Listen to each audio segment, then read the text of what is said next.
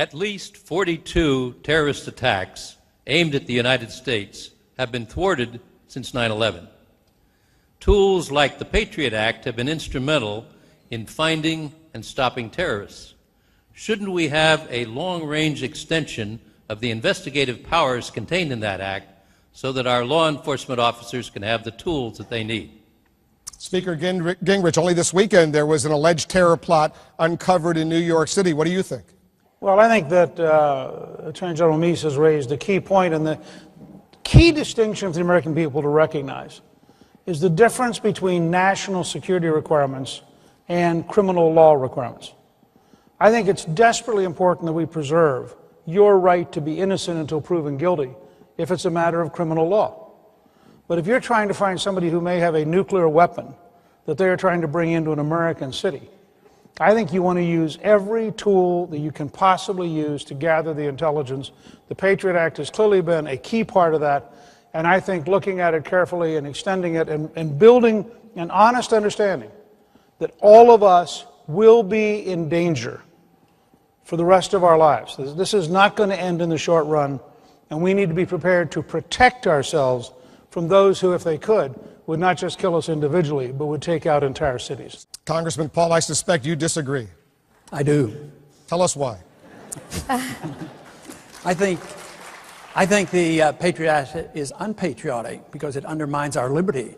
I'm concerned, as everybody is, about the terrorist attack. Timothy McVeigh was a vicious terrorist. He was arrested. Terrorism, still on the books, internationally and nationally, is a criminal. It's a crime, and we should deal with it. We dealt with it rather well with Timothy McVeigh.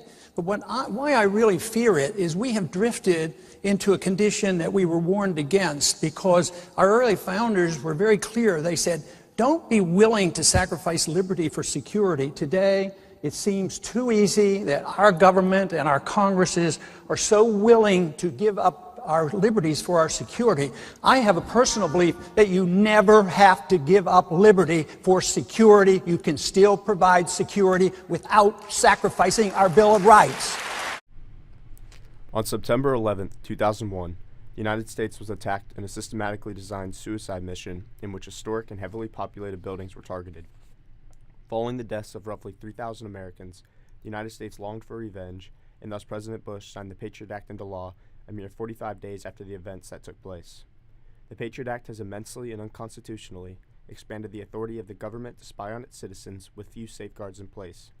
This extensive authority has infringed upon the Fourth Amendment's protections against unreasonable searches and seizures and the First Amendment's protections of free speech.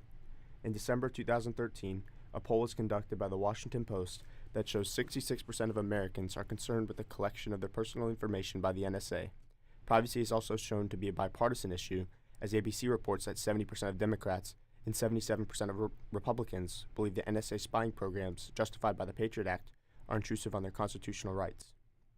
Since 2001, the number of foreign intelligence surveillance court orders approved, which include orders for electronic surveillance and physical searches, has dramatically increased under Section 208 of the Patriot Act.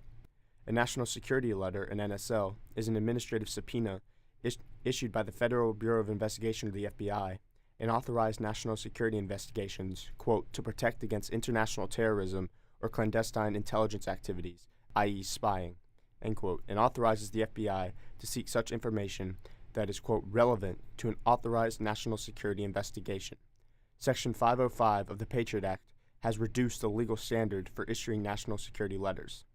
Sections 356 and 359 of the Patriot Act expanded the types of financial institutions required to file suspicious activity reports under the Bank Secrecy Act.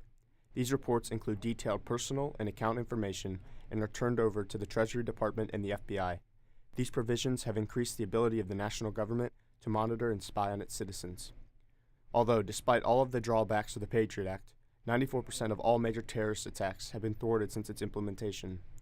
After thoroughly researching the support and criticism of the Patriot Act, I've concluded that while certain portions of the Patriot Act have been effective in preventing terrorism, many portions of the Patriot Act have violated the constitutional rights of citizens outlined under the First and Fourth Amendments.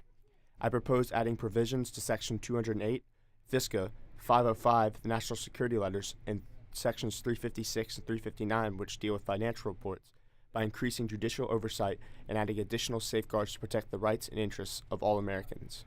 I believe that this solution will benefit both sides.